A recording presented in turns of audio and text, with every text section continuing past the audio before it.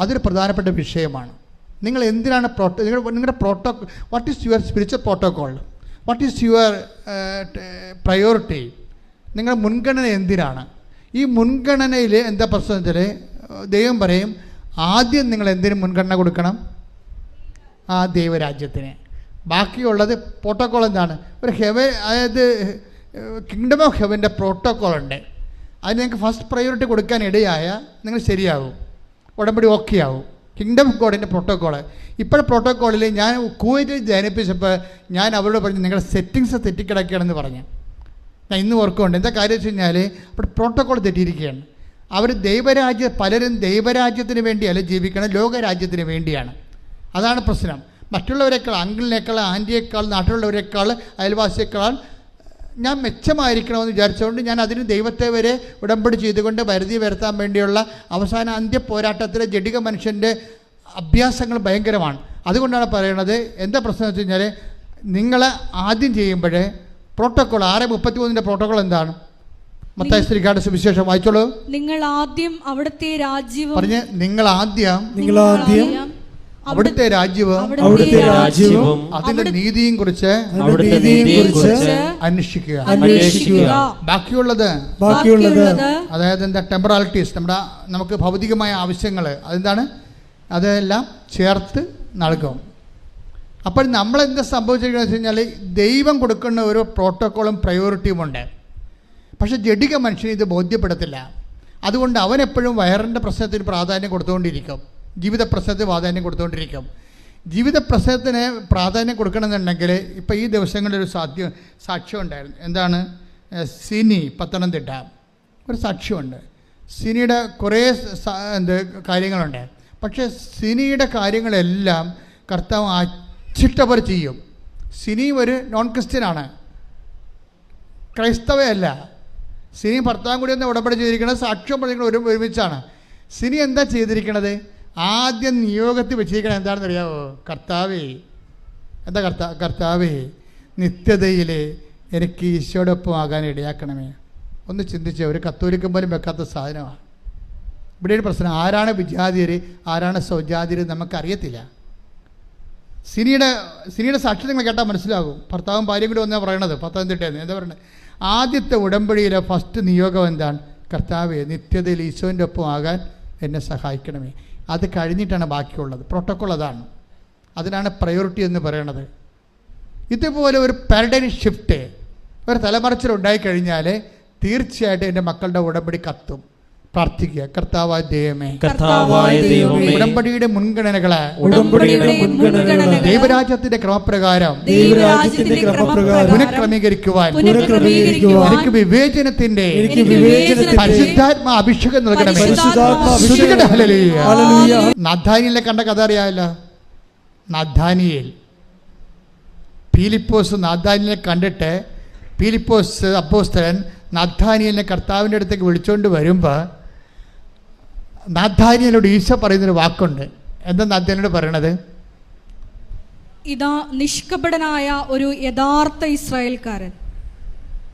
അതെ, നഥാനിയേലിൻ്റെ ആന്തരിക സത്യങ്ങളെ ഈശോ സ്കാൻ ചെയ്ത് പറയുകയാണ്.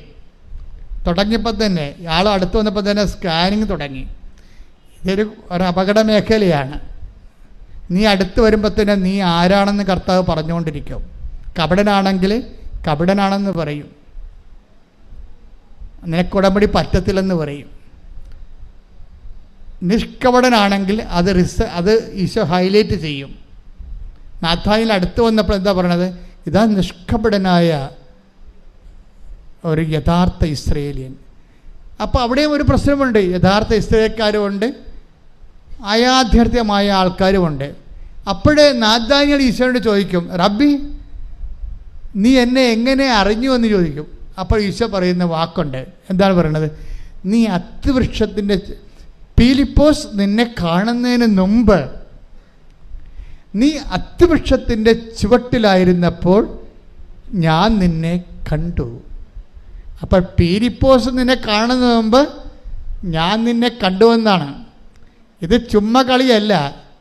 നീ വിശ്വാസത്തിലൂടെ ഇപ്പം ക്രിസ്ത്യൻ മാതാപിതാക്കളും ജനിച്ചാലും ക്രിസ്ത്യാനി ആയാലും, അല്ലെങ്കിൽ കർത്താവിനെ ജീവിത സമ്മർദ്ദങ്ങളിൽ ദൈവത്തെ തേടി വന്നപ്പോഴേ അനുഭവങ്ങൾ കൊണ്ട് നീ കർത്താവിൽ വിശ്വസിച്ചാലും, ആരെങ്കിലും മുഖേനയാണെങ്കിലും കർത്താവ് പറയും ആരെയും മുഖേനയല്ല, ഫിലിപ്പോസ് മുഖേനയല്ല, ഞാനാണ് നിന്നെ കണ്ടതും വിളിച്ചതും. അത് ഭയങ്കര വിളിയല്ലേ? കൈയടിച്ച് ശ്രദ്ധിക്കട്ടെ. ഹല്ലേലൂയ, ഹല്ലേലൂയ, യേശുവേ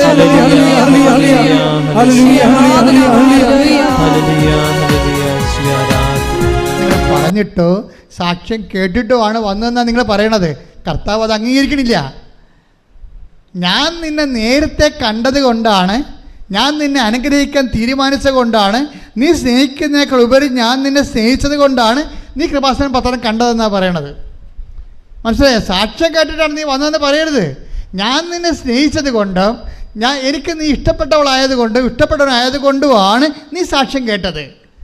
വിഷയം മനസ്സിലായില്ലേ? അപ്പോൾ ആദ്യം ആരാണ് സ്നേഹിച്ചത്? ദൈവമാണ്. അതാണ് യോഹന്നാൻ പറയണത്, പ്രിയപ്പെട്ടവരെ നിങ്ങൾ ദൈവത്തെ സ്നേഹിക്കട്ടെ.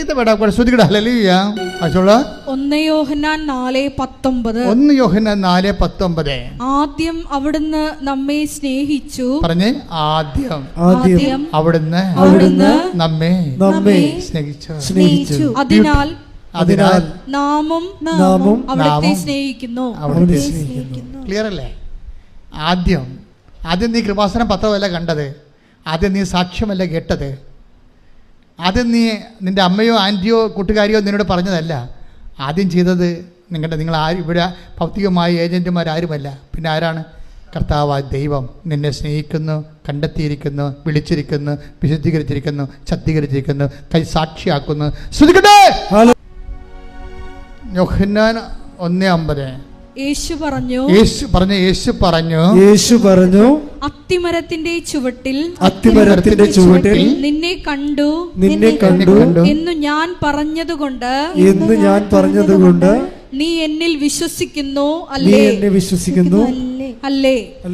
എന്നാൽ ഇതിനേക്കാൾ വലിയ കാര്യങ്ങൾ നീ കാണും. മനുഷ്യന്റെ ഒരു പ്രകൃതം കണ്ടില്ലേ? ഇതാണ്. അതായത് ഈ മനുഷ്യൻ, ഈ നാഥാനിയേൽ എന്ന് പറഞ്ഞ ആള് ദൈവത്തിൽ വിശ്വസിക്കുന്നത് എന്താണ്? അത്തിമരത്തിൻ്റെ ചുവട്ടിൽ, അതാണ് യോഹന്നാൻ 1:50. അത്തിമരത്തിൻ്റെ ചുവട്ടിൽ ഞാൻ നിന്നെ കണ്ടു എന്ന് പറഞ്ഞത് കൊണ്ട് നീ എന്നെ വിശ്വസിക്കുന്നു. പക്ഷെ എന്താ പ്രശ്നം? അങ്ങനെ ഞാൻ പറഞ്ഞിട്ട്, ഞാൻ ഇനീഷ്യേറ്റീവ് എടുത്തിട്ടല്ല നീ വിശ്വസിക്കേണ്ടതെന്നാണ് പറയണത്. മനസ്സിലായില്ലേ? പ്രോട്ടോക്കോൾ അല്ല, അതല്ല അതിൻ്റെ പ്രയോറിറ്റി എന്ന് പറയണത്. നീ ഇനിഷ്യേറ്റീവ് എടുക്കണമെന്ന്. മനസ്സിലായില്ലേ? നിങ്ങൾ പറയുമല്ല ഉടമ്പടി ഞാൻ ചെയ്യാം, എന്തെങ്കിലും ഒരു അടയാളം കിട്ടട്ടെ. ഇതാണ് പ്രശ്നം. പല ആൾക്കാരും പണി മേടിക്കണം അങ്ങനെയാണ്. അതായത് അവർക്ക് ഞാൻ പത്രം കൊടുക്കാവേ, ഞാൻ ഉപവസിക്കാവേ, ഞാൻ രോഗികളെ പോയി കാണാവേ, ഞാൻ ആശുപത്രി പോകാവേ എന്താണ്? എന്തെങ്കിലും ഒരു അടയാളം കാണട്ടെ. ജപ്തി നടപടിക്കാരൻ ഇപ്പോഴേ എന്നെ തന്തക്ക വിളിക്കുകയാണല്ലോ, അതിന് മാറ്റമൊന്നും ഇല്ലല്ലോ. അപ്പോൾ അതുകൊണ്ട് നീ അടയാളം കാണാത്ത കാരണം നീ ഉടമ്പടിയിൽ, ഇതിനാണ് ദുഷ്ടൻ, മടിയൻ, ഹിപ്പോക്രാറ്റ്സ്, അവിശ്വസ്തൻ എന്നൊക്കെ പറയണത്. അത് ദൈവത്തെ പരീക്ഷിക്കാൻ വേണ്ടി ആദ്യം അടയാളം കാണിക്കാൻ പറയും. കല്ലുകൾ അപ്പമാക്കാൻ വേണ്ടി ഒരുത്തൻ പറഞ്ഞില്ലേ? ആരാണ്? പിശാച്. അതാ പ്രശ്നം. ഉടമ്പടി എടുത്തതിൽ 50% പിശാചുകളുണ്ട്. എന്താ പ്രശ്നം വെച്ച് കഴിഞ്ഞാൽ ആദ്യം ദൈവം അടയാളം കാണിക്കണമെന്ന് പറയണത്. ഇപ്പം ഈശോ എന്നാ പറയണത്? നീ അത്തിമരത്തിൻ്റെ ചുവട്ടിലായിരുന്നപ്പോൾ ഞാൻ നിന്നെ കണ്ടു എന്ന് പറഞ്ഞത് കൊണ്ടല്ലേ നീ വിശ്വസിക്കണത്. എന്നിട്ട് പറയും ഇനി കാണാത്ത കാര്യങ്ങളൊക്കെ ഉണ്ട്, അതൊക്കെ വരട്ടെ. നീ വിശ്വാസം വളരുമ്പോഴാണ് കാണാത്ത കാര്യങ്ങൾ, കണ്ണ് കാണാത്ത കാര്യങ്ങൾ നിന്നെ കാണിക്കാൻ പോണത്. വിശ്വാസത്തിൻ്റെ അന്ത്യം എന്താണ്? കണ്ണ് കാണാത്ത കാര്യങ്ങൾ കാണിക്കുകയാണ്. കണ്ണ് കാണുന്ന കാര്യങ്ങൾക്ക് വേണ്ടി നീ ദൈവത്തിനെ കൈയും കാര്യം കെട്ടാൻ നോക്കുമ്പോഴേ കണ്ണ് കാണാത്ത കാര്യങ്ങളെക്കുറിച്ച് ദൈവത്തിൻ്റെ വാഗ്ദാനങ്ങൾ നൽകുന്നത് വിശ്വാസമാണ്. ആ വിശ്വാസം നിനക്ക് നൽകുന്നത് ആരാണ്? സുവിശേഷമാണ്. ആ സുവിശേഷം നീ സ്വീകരിക്കണം. എന്ത് ചെയ്യണം? അനുതപിക്കണം. അതുകൊണ്ട് മർക്കോസ് 1:15 പറയണത് എന്താണ്? അനുതപിക്കുക, സുവിശേഷത്തെ വിശ്വസിക്കുക. ഈ അനുതാപം എന്ന് പറഞ്ഞ ഉടമ്പടി പ്രകാരം എന്താണ്? ഒത്തിരി മേഖലകൾ അനുതപിക്കാം, പക്ഷെ ബേസിക്കായിട്ട് എന്താണ്? സ്വജാതീയ വിജാതീയ മാറ്റമാണ് ശരിക്കും അനുതാപം. എന്നാണ് നീ ദൈവത്തിൻ്റെ കാര്യങ്ങൾക്ക് പ്രയോറിറ്റി മുൻഗണന കൊടുക്കുകയും ജഡീയ കാര്യങ്ങളെ നീ രണ്ടാം സ്ഥാനത്ത് കൊണ്ടുവരികയും ചെയ്യുമ്പോൾ അനുതാപമായി. ഇതൊരു നിലപാടാണ്. അനുതാപം എന്ന് പറയണത് കുറച്ച് മോങ്ങിക്കറിഞ്ഞ് കുമ്പസാരിച്ചിട്ട് പാപക്ഷമ മേടിക്കണം മാത്രമല്ല, അതൊരു ജീവിത നിലപാടാണ്. എന്ന് നീ ദൈവത്തിന് ഒന്നാം സ്ഥാനം കൊടുക്കുന്നുവോ അപ്പോൾ അനുതാപമായി. നിനക്ക് രണ്ടാം സ്ഥാനം വരുന്നുവോ അപ്പോൾ അനുതാപമായി. ഉടമ്പടി നിയോഗങ്ങൾക്കാണ് നീ ഒന്നാം സ്ഥാനം കൊടുക്കണമെങ്കിൽ നീ രാജ്യത്തിൻ്റെ സന്തതികളാണ്. ഉടമ്പടിയുടെ നിബന്ധനകൾക്കാണ് നീ ഒന്നാം സ്ഥാനം കൊടുക്കണമെങ്കിൽ നീ സ്വർഗരാജ്യത്തിൻ്റെ സന്തതിയാണ്. ഏതിനാണ് നീ പ്രാധാന്യം കൊടുക്കണമെന്ന് നീ തീരുമാനിച്ച് വിവേചനത്തിലേക്ക് വരുമ്പോൾ ഉടമ്പടിയുടെ നിബന്ധനകൾക്ക് ഒന്നാം സ്ഥാനം കൊടുത്താൽ, നിയോഗങ്ങൾക്ക് രണ്ടാം സ്ഥാനവും നിബന്ധനകൾക്ക് ഒന്നാം സ്ഥാനം കൊടുത്താൽ നീ അനുദപിച്ചിരിക്കുന്ന അർത്ഥം. അതാണ് നീ സുവിശേഷത്തെ വിശ്വസിച്ചിരിക്കണമെന്ന അർത്ഥം. മനസ്സിലായില്ലേ? അതാണ് മർക്കോസിൻ്റെ 1:15. ഇനി നീ ഇതുപോലെ നിൻ്റെ ഉപരി ദൈവത്തിനും ദൈവത്തിൻ്റെ വചനങ്ങൾക്കും അതനുസരിച്ചുള്ള ജീവിത പുനഃക്രമീകരണക്കും നീ ഒന്നാം സ്ഥാനം കൊടുത്ത് ജീവിതത്തിൽ ക്രിസ്തുവിനെ സ്വീകരിച്ചു കഴിഞ്ഞാൽ അടുത്ത നടപടി എന്താണ്? നിങ്ങൾ ലോകം മുഴുവനും പോകണം. 16:15 മർക്കോസ്. എന്താണ്? നിങ്ങൾ ലോകം മുഴുവനും പോകണം. എന്ത് ചെയ്യണം? എല്ലാ സൃഷ്ടികളോടും നീ സ്വീകരിച്ച കൃപ കൈമാറണം. മനസ്സിലായില്ലേ? സുവിശേഷം സ്വീകരിച്ചാൽ മാത്രം പോരാ. അപ്പോൾ മർക്കോസിൻ്റെ സുവിശേഷം വളരെ ഇടിപെട്ട് സുവിശേഷമാണ്. കാര്യം തുടങ്ങുന്ന സുവിശേഷത്തിലാണ്. അനുദപിക്കുക, സുവിശേഷത്തിൽ വിശ്വസിക്കുക. മർക്കോസ് അവസാനിപ്പിക്കുന്ന 16:15 എന്താ പറയണത്? ലോകം മുഴുവൻ പോവുക, സുവിശേഷം കൈമാറുക. എന്ന് വെച്ചാൽ ബൈബിളിലെ വിജാതിയർക്ക് സുവിശേഷം കൈമാറുക എന്ന് വെച്ചാൽ പൗലോസ് പറയും കൃപയുടെ കൈമാറ്റമാണെന്ന് പറയും. സുവിശേഷത്തിന് കൃപ എന്നൊരർത്ഥമുണ്ട്. നമ്മൾ കൃപ കൈമാറുമ്പോൾ മറ്റു മനുഷ്യരുടെ ആവശ്യങ്ങളെ ക്രിസ്തുവിനെ മുൻനിർത്തിക്കൊണ്ട് പ്രയോറിറ്റി കൊടുത്തു കഴിയുമ്പോൾ, മുൻഗണന കൊടുത്തു കഴിയുമ്പോൾ കൃപയുടെ കൈമാറ്റമാണ്. ദാറ്റ് മീൻസ് സുവിശേഷം ആയവർക്ക് മാത്രമേ സുവിശേഷം ഏകാൻ പറ്റത്തുള്ളൂ. എന്തിന് ഞാൻ ഉടമ്പടി എടുക്കണം നിന്നോട് നീ ഉടമ്പടി എടുക്കണം ചോദിച്ചാൽ നിനക്ക് ഒത്തിരി ഉത്തരമുള്ളൂ കൃപയുടെ കൈമാറ്റത്തിന്. കൈയടിച്ച് കർത്താവേ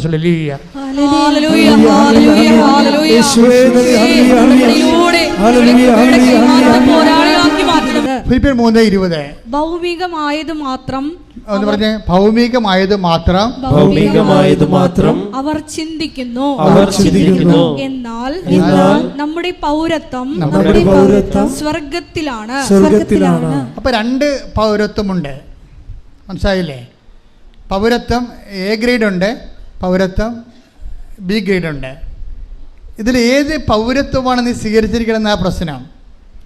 അതായത് നിൻ്റെ കാര്യം, നിൻ്റെ വീട്, നിൻ്റെ വയറ്, നിൻ്റെ വീട്ടുകാരൻ, നിൻ്റെ നാട്ടുകാരൻ, നിൻ്റെ സ്വന്തം, നിൻ്റെ ആവശ്യം എന്ന് പറയുന്നത് ലോകപൗരത്വമാണ്, ഭൗമിക പൗരത്വമാണ്.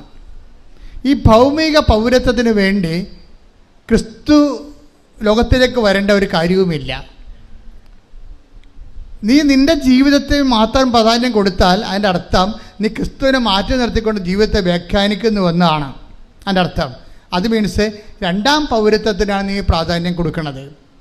2ാം പൗരത്വം. 1ാം പൗരത്വം എന്ന് പറഞ്ഞാൽ എന്താണ്? വിശ്വാസിയുടെ 1ാം പൗരത്വം എന്താണ്? ഫിലിപ്പിയർ 3:20. അതെന്താണ്? നമ്മുടെ പൗരത്വം സ്വർഗത്തിലാണ്. അപ്പം ഈ സ്വർഗീയ പൗരത്വത്തിന് വേണ്ടി നമ്മൾ എന്ത് വേണമെങ്കിലും ഇൻവെസ്റ്റ് ചെയ്യും, എന്ത് വേണമെങ്കിലും. ഇപ്പം നമ്മൾ ക്ഷമിക്കും, സഹിക്കും, അതുപോലെ തന്നെ വിട്ടുകൊടുക്കും, വേണ്ട കളയെന്ന് വെക്കും, കളപ്പോട്ട് എന്ന് പറയും. ആരോടും പരിഭവത്തിനോ പരാതിക്കോ തർക്കത്തിനോ ഒന്നും പോകത്തില്ല. എന്താ കാര്യം? നമ്മുടെ പൗരത്വം സ്വർഗത്തിലാണ്, നിത്യതയാണ് നമ്മൾ ലക്ഷ്യം വെച്ചിരിക്കുന്നത്. അപ്പോൾ ഉടമ്പടിയിൽ എപ്പോഴും ഇതുപോലൊരു പ്രയോറിറ്റി വേണം. എന്താണ്? നിത്യത ഉന്നം വെച്ചുകൊണ്ടും മുൻഗണന കൊടുത്തുകൊണ്ടും ഉടമ്പടിയെ സമീപിച്ചാൽ ടൈം ഷോർട്ടറിങ് നടക്കും, നോട്ട് ബൈ മെറിറ്റ് നടക്കും, പ്രസൻസ് ഉണ്ടാകും. കാര്യം നിങ്ങൾക്കറിയാമല്ലോ, നിത്യത ആഗ്രഹിക്കാത്ത ഒരു മനുഷ്യൻ്റെ കൂടെ ദൈവം എന്തിനാണ് സാന്നിധ്യം നൽകണത്? ഒരാവശ്യമില്ല. പക്ഷേ നിത്യതയിൽ ദൈവത്തിൻ്റെ കൂടെ നീ ഉണ്ടായിരിക്കാൻ വേണ്ടി നീ അധ്വാനിക്കുകയാണെങ്കിൽ ദൈവം ഭൂമിയിൽ സ്വർഗം സൃഷ്ടിച്ചുകൊണ്ട് തൻ്റെ സാന്നിധ്യം നിൻ്റെ കൂടെയാക്കും.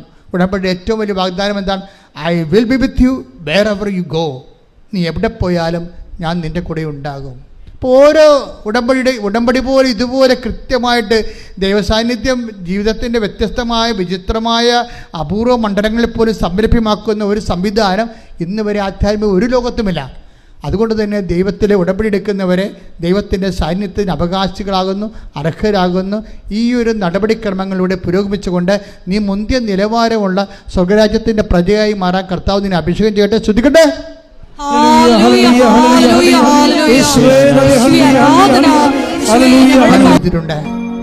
ഇനി ദൈവത്തിന് വേണ്ടി ജീവിക്കാം. അപ്പോൾ ദൈവം എനിക്ക് വേണ്ടി ജീവിച്ചോളാം.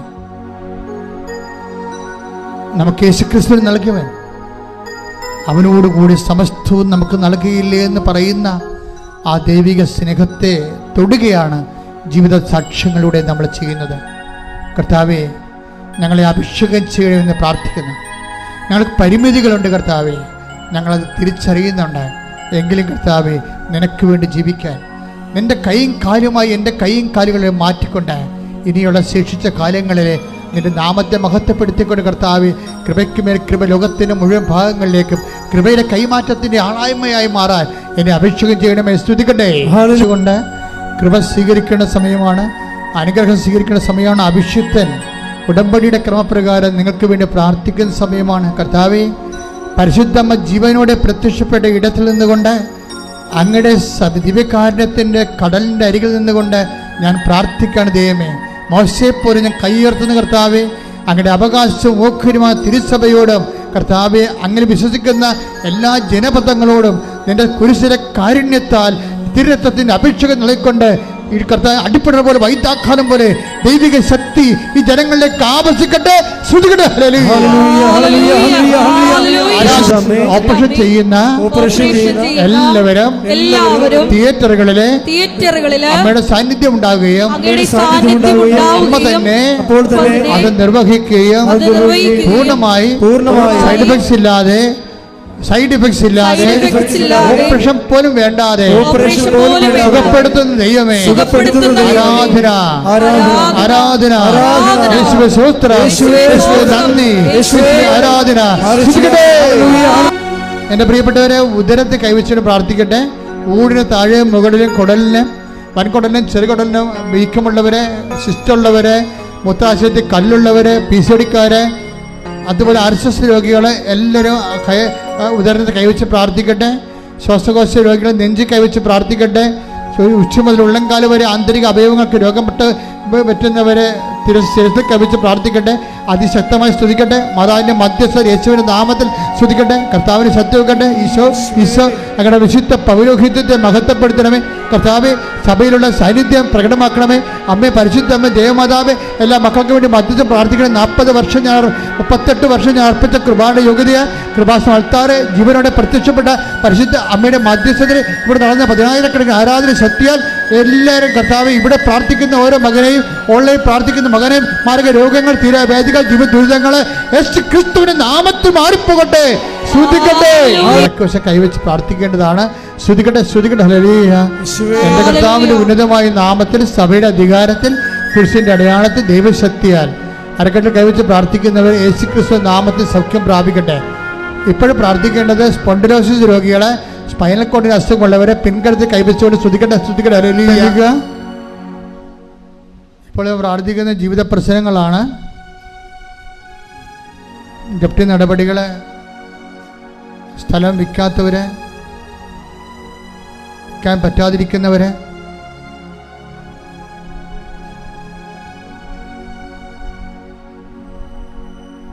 പരീക്ഷ എഴുതിയിട്ട് റിസൾട്ടിനായിട്ട് പ്രതീക്ഷിക്കുന്നവരെ, പരീക്ഷ എഴുതാൻ പോകുന്നവരെ, മക്കൾ ഇല്ലാത്തവരെ, പ്രഗ്നൻസിയിലെ തകരാറുകളുള്ളവരെ, ഗർഭസ്ഥ ശിശുവിന് തകരാറുണ്ടെന്ന് സ്കാനിങ്ങിൽ റിപ്പോർട്ടുള്ളവരെ,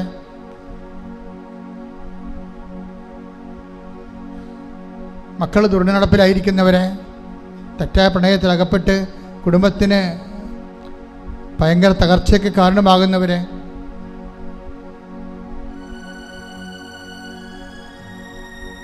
കുടുംബ തകർച്ചയുള്ള മാതാപിതാക്കന്മാർ, ഭാര്യാഭർത്താക്കന്മാർ, സാമ്പത്തിക വരുമാനമില്ലാത്തവരെ, വരുമാന മാർഗങ്ങൾ അടഞ്ഞുപോയവരെ, കടകമ്പോളങ്ങൾ വ്യവസായങ്ങളും ശുഷ്കിച്ചു പോയവരെ, നിവൃത്തിയില്ലാതെ രാജ്യം വിട്ടു പോകാൻ ആഗ്രഹിക്കുന്നവരെ, പലതരത്തിലുള്ള വിഷമതകളിൽ വലയുന്നവരെ, കേസിലും കള്ളക്കേസിലും ഒക്കെ അകപ്പെട്ടവരെ, അവർക്ക് വേണ്ടി പ്രാർത്ഥിക്കുന്ന സമയമാണ്. അവരെല്ലാം വിടുതലിന് വേണ്ടി പ്രാർത്ഥിക്കുന്ന സമയമാണ്. ജോലി ചെയ്യാൻ പറ്റാത്തവർ, ജോലി ഇല്ലാത്തവർ, ജോലി കിട്ടാത്തവർ, ജോലിക്ക് വിളിക്കുമ്പോൾ പലതരത്തിലുള്ള ഇൻ്റർവ്യൂ തടസ്സങ്ങളുള്ളവർ, ഭയമുള്ളവർ, സാമ്പത്തികമായി നിവൃത്തിയില്ലാത്തത് കൊണ്ട് മറ്റു ജോലിക്ക് പോകാൻ ശ്രമിക്കാൻ പറ്റാത്തവർ, എല്ലാം കൊണ്ട് വഴിമുട്ടി ഇങ്ങനെ മൊഴിമുട്ടി ഗതിമുട്ടിയിരിക്കുന്നവർ, എല്ലാ മേഖലകളിലും കർത്താവ് കടന്നു വരുന്ന സമയമാണ്. കൈ ഉയർത്തിക്കൊണ്ട് ശ്രദ്ധിക്കട്ടെ. Hallelujah, hallelujah. അമ്മയുടെ മധ്യസ്ഥത്തിൽ അച്ഛൻ വിട്ടുപോയ കാര്യങ്ങളെ സൂചിപ്പിക്കുക. അച്ഛൻ വിട്ടുപോയ എന്തെങ്കിലും കാര്യങ്ങളുണ്ടെങ്കിൽ അതിപ്പോഴും മൗനമായി പ്രാർത്ഥിക്കുക. ഓൺലൈനിലുള്ളവരും അച്ഛൻ വിട്ടുപോയ കാര്യങ്ങൾ മൗനമായി പ്രാർത്ഥിക്കുക.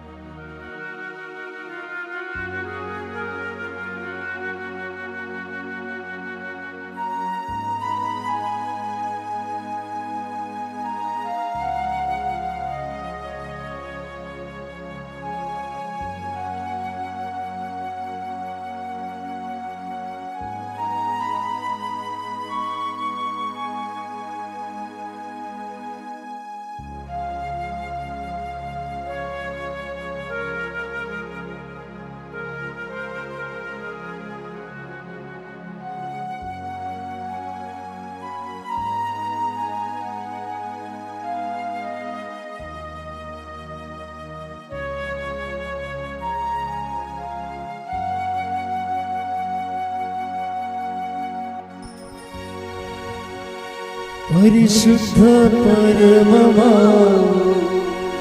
ദിവ്യകാരുണ്യമേ, എന്നുമെന്നും അങ്ങേയ്ക്കാരാധന. പരിശുദ്ധ പരമമാ ദിവ്യകാരുണ്യമേ, എന്നുമെന്നും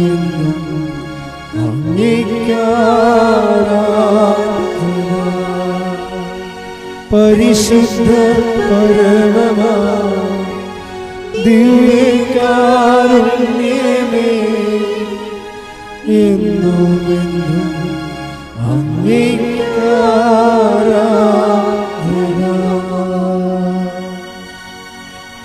ആമേൻ.